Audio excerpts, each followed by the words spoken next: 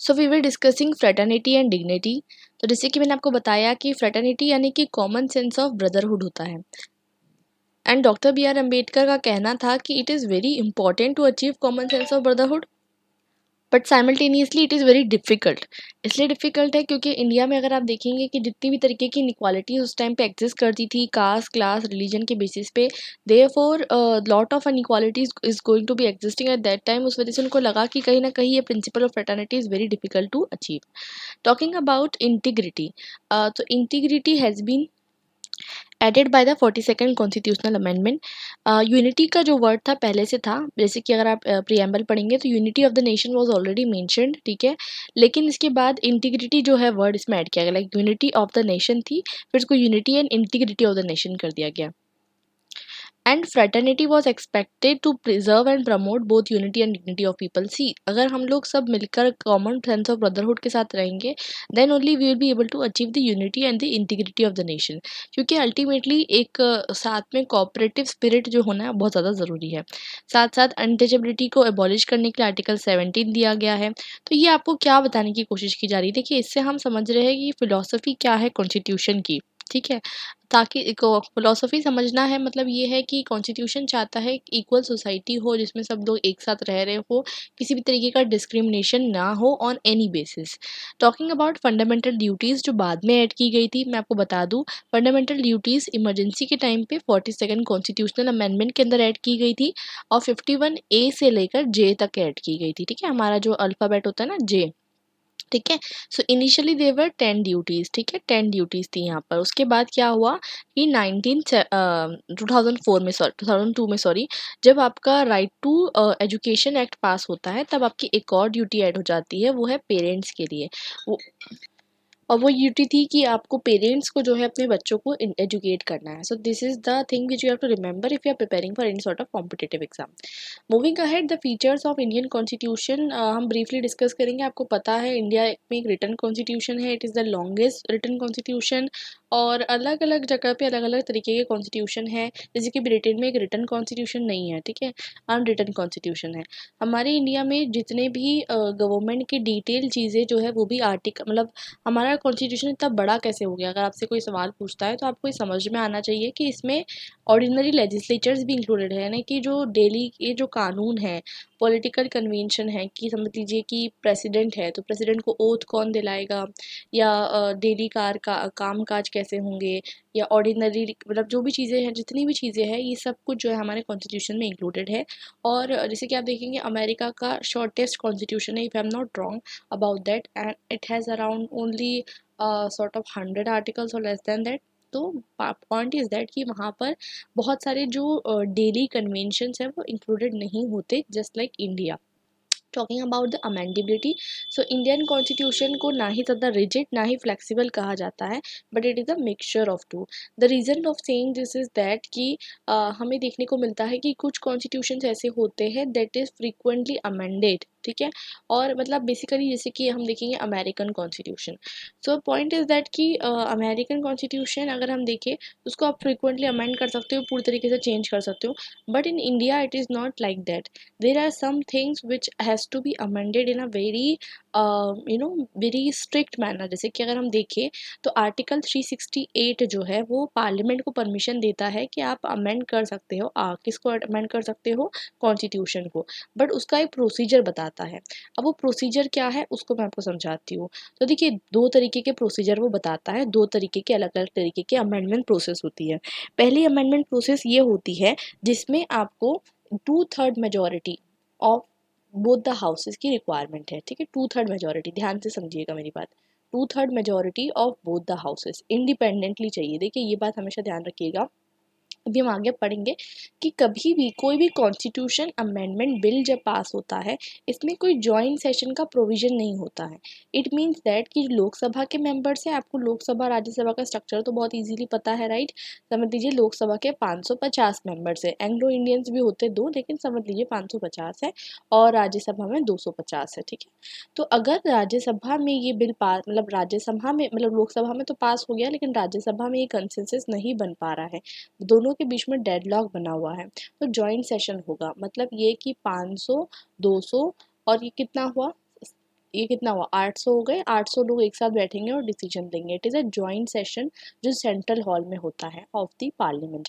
इससे क्या होता है कि कोई भी बिल पे जिस पे फैसला नहीं निकलता है उसमें क्या होता है, फैसला निकाल लिया जाता है। लेकिन ये प्रोविज़न कॉन्स्टिट्यूशन अमेंडमेंट बिल के लिए नहीं है। मतलब जब तक दोनों हाउस इंडिपेंडेंटली पास नहीं करेंगे इट वोंट गेट पास। और इसमें एक और प्रोविज़न है कि अगर आपको कोई भी लॉ बनाना है फॉर द फेडरल लिस्ट, देखिए आपको एक ट्रिक पता होगी, मैं अगर नहीं पता है तो मैं आपको बता देती हूँ। इंडिया के जितने भी स्केड्यूल्स है आपको उसको याद करना है, तो उसकी एक ट्रिक है। जो कॉम्पिटिटिव एग्ज़ाम की प्रिपरेशन कर रहे हैं या करने वाले हैं उनके लिए it is very important. Otherwise जो नहीं कर रहे हैं, ठीक है, मुझे ग्रेजुएशन करना है तो वो छोड़ भी सकते हैं ये ट्रिक, ठीक है। बाकी मैं आपको प्रेफर करूँगी कि आप देख लीजिए इसे। टीयर्स ऑफ ओल्ड पीएम, ठीक है, मेरी ट्रिक नहीं है, मैंने भी कहीं से ली है, ठीक है, I am not taking credit of this. So tears of old PM is basically, आपको एक प्रोवर्ब याद रखना है, टीयर्स ऑफ ओल्ड पीएम, ठीक है, टीयर्स ऑफ ओल्ड पीएम। और एक बात आपको यहाँ पर लिख देनी है कि इसका मतलब हर एक वर्ड है, इससे एक एक्रोनिम बनेगा, मतलब इट इज़ अ एक्रोनिम, इसका एक एक्सटेंशन बनेगा, ठीक है। तो इसमें आ जाएगा टेरिटरीज, इमोल्यूमेंट्स, अफॉर्मेशंस, ठीक है। तो ये अभी मैं आपको डिटेल में बताने वाली नहीं हूँ, ठीक है। आप इसको खुद रिसर्च करके देखिए कि हमारे कॉन्स्टिट्यूशन में कितने स्केड्यूल्स हैं और कितने हर स्केड्यूल का नाम क्या है, ठीक है। कौन से स्केड्यूल बाद में ऐड हुए, ठीक है, मैं आपको हिंट दे रही हूँ, ठीक है। यहाँ के जो स्केड्यूल्स हैं ये बाद में ऐड हुए और कितने स्केड्यूल्स पहले से जो है मौजूद थे हमारे कॉन्स्टिट्यूशन में। सो ये जो है आपको थोड़ा सा रिसर्च करनी है, then you will remember this. अब बात करते हैं कि फेडरल लिस्ट जो होती है, अब देखिए ये 1 2 3 एंड 4 एंड 5 6 7, ये जो 7th नंबर पे है फेडरल लिस्ट है। अब आपको पता है कि इंडियन कॉन्स्टिट्यूशन में there is a division between state list and centre list, ठीक है। फेडरल लिस्ट का हमारे इसमें कॉन्सेप्ट नहीं है। पहले है ना, जब ब्रिटिशर्स थे तो फेडरल वर्ड का यूज़ किया करते थे, ठीक है। हमारे इंडिया में सेंट्रल एंड स्टेट लिस्ट है, तो अगर कोई भी कानून 7th शेड्यूल में बनाना है तो देर आर टू टाइप, मतलब there is a requirement of two conditions की रिक्वायरमेंट है। क्या रिक्वायरमेंट है? दैट इज रिक्वायरमेंट ऑफ कि आपको क्या करना है, जो पार्लियामेंट है, ठीक है, पार्लियामेंट आपको पता है, ठीक है, लोकसभा एंड राज्यसभा, उसका आपको क्या चाहिए, पहले तो आपको मेजोरिटी चाहिए, ठीक है। उसके बाद आपको साइमल्टेनियसली व्हाट इज रिक्वायर्ड, आपको जो स्टेट्स है उनका हाफ ऑफ द स्टेट्स का रेटिफिकेशन चाहिए। हाफ ऑफ द स्टेट का रेटिफिकेशन चाहिए, व्हाट डज इट मीन? देखिए, अपनी अपने स्टेट पे एक लेजिस्लेटिव असेंबली होती है, राइट। हम लोग दो तरीके के इलेक्शन में पार्टिसिपेट करते हैं, राइट। और हम लोग स्टेट के लिए अलग पर्सन को चूज़ करते हैं, सेंटर के लिए अलग पर्सन को चूज़ करते हैं, एमएलए एंड एमपी आपको पता होगा। तो स्टेट का जो पर्सन होता है, बेसिकली जो स्टेट की लेजिस्लेटिव असेंबलीज होती हैं, तो समझ लीजिए अभी मान लेते हैं, एज्यूम कर लेते हैं कि हमारे पास 28 स्टेट्स होंगे, ठीक है, मान लेते हैं। अब 28 स्टेट्स है और हर स्टेट की अपनी अपनी लेजिस्लेटिव असेंबली है। अब ये लेजिस्लेटिव असेंबली के अंदर वोटिंग होगी, अगर फेडरल लिस्ट के अंदर क्या करना है, आपको चेंज करना है। और ये वोटिंग होगी, और अगर इसमें से 14 स्टेट्स मान गए, 14 स्टेट्स की जो असेंबली है वो मान गई, तब जाकर जो है ये लॉ पास हो जाएगा, ठीक है। 14 स्टेट्स की असेंबली को क्या करना है, मानना पड़ेगा। अब 14 स्टेट्स की असेंबली कैसे मानेगी, सिंपल मेजोरिटी से मानेगी। देखिए, सिंपल मेजोरिटी और स्पेशल मेजोरिटी में एक डिफरेंस होता है, ठीक है। स्पेशल मेजोरिटी क्या होती है वो मैं आपको समझा देती हूँ। जब जितने मेंबर्स प्रेजेंट है, ठीक है, इंडिया के कॉन्स्टिट्यूशन के कंटेक्स्ट में समझा रही हूँ आपको, जितने मेंबर्स प्रेजेंट है, ठीक है, total members which are present and voting, ठीक है।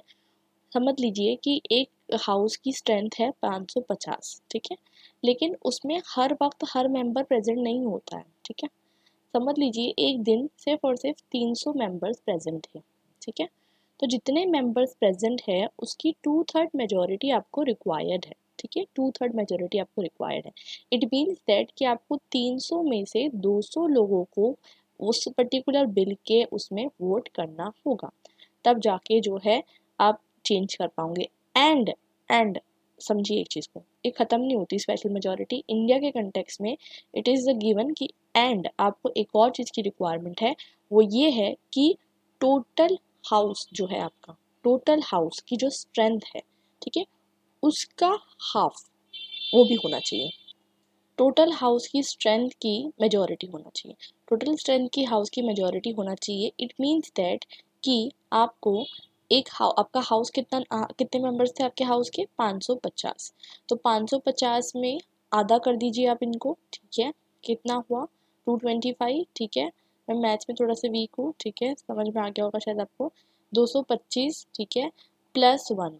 नाउ टॉकिंग अबाउट +1, तो यहाँ पर ये जो है आपका क्या हो गया? इट इज़ द सिम ये वाली मेजोरिटी भी आपको चाहिए, मतलब जितने हाउस के लोग प्रेजेंट है, मतलब जितनी हाउस की इफेक्टिव स्ट्रेंथ है उसकी भी मेजोरिटी चाहिए, और जितने हाउस में लोग वोट कर रहे हैं उसकी 2/3 मेजोरिटी चाहिए।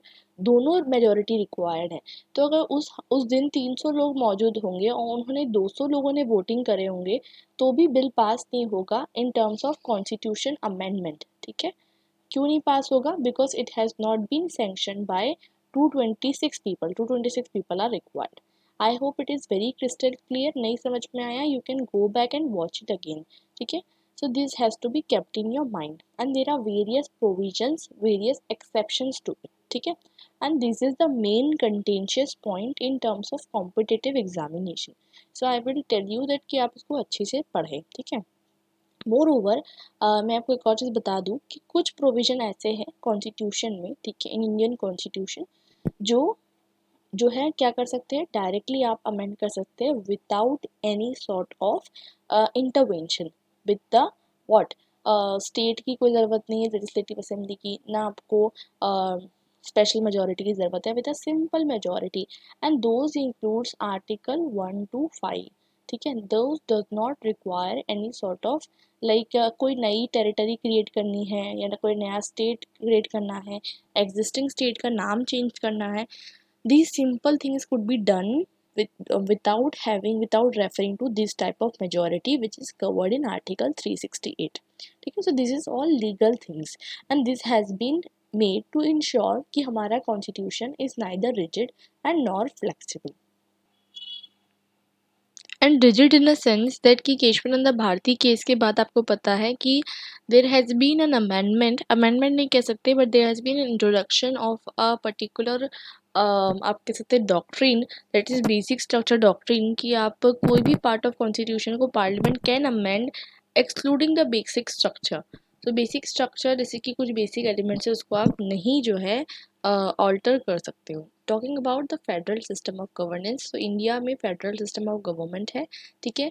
Although see there are again then I am going to tell you कि there are presence of some federal features and there are some presence of a federal features, ठीक है। and the word federation has not been used in India, and union of India का जो word use किया गया, federation का word नहीं use किया गया, ठीक है। and then there are also like for example इस पे डिबेट ये था कि why there has been use of word union ना कि federation.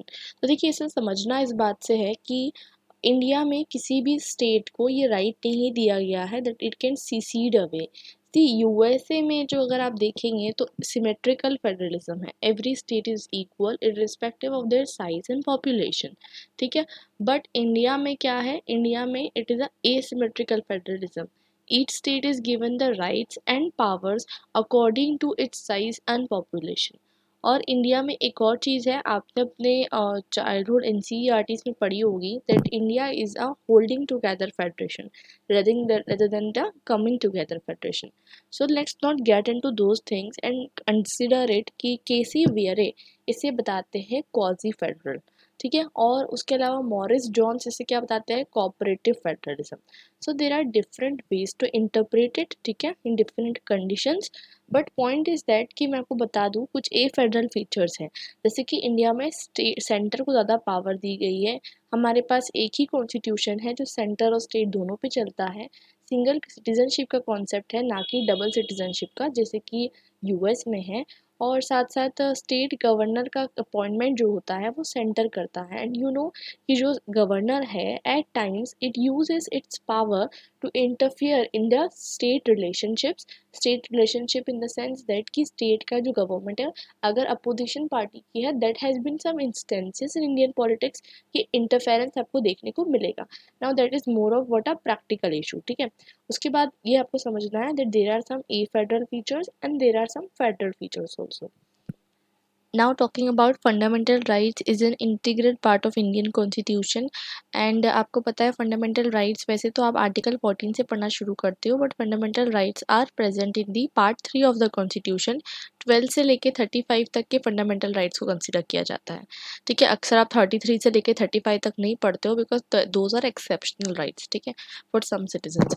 Now talking about 12 and 13 12 and 13 particularly what does it specify तो 13 में ये बताया जाता है कि कोई भी लॉ सेंटर ऐसा नहीं बना सकता जिससे कहीं ना कहीं स्टेट मतलब सॉरी इंडिविजुअल की लिबर्टी इंडिविजुअल के फंडामेंटल राइट्स डिस्टर्ब हो रहे हैं ठीक है एंड आर्टिकल 13 एंड आर्टिकल 14 से तो फिर आपकी राइट टू इक्वालिटी शुरू हो जाती है ठीक है and under article 32 under article 32 जिसको डॉक्टर बी आर अम्बेडकर कहते हैं the soul of the constitution ठीक है the soul of the fundamental right it is the most important fundamental right वो ये है कि right to constitutional remedy in case of violation of your any fundamental right you can directly approach to supreme court और देखिए supreme court जो है कुछ Ritz issue कर सकता है high court also can issue the writs under article number 226 क्यों issue कर सकता है आपकी फंडामेंटल राइट्स को इंश्योर करने के लिए there are some writs such as habeas corpus is a Latin term it means to have the body mandamus prohibition certiorari and quo warranto so these are the five types of writs which can be issued by the supreme court now these writs have different functions which we'll be discussing later on. Similarly Indian constitution gives the idea of judicial review India की एक बहुत ज़्यादा independent judiciary है और अपने आप में ये जो जुडिशियल रिव्यू का पावर है इससे जो पार्लियामेंट की सुप्रीमेसी है डिस्ट्रिक्ट हो जाती है देखिए पार्लियामेंट ने अगर कोई लॉ ऐसा बना दिया which is dividing citizens and individuals of their individual freedom और fundamental rights वो जो है स्ट्रक डाउन किया जा सकता है by the judiciary of the country so this is a very extremely powerful right which has been given. Moreover, it is a basic feature of the constitution which cannot be even amended by the parliament of the country.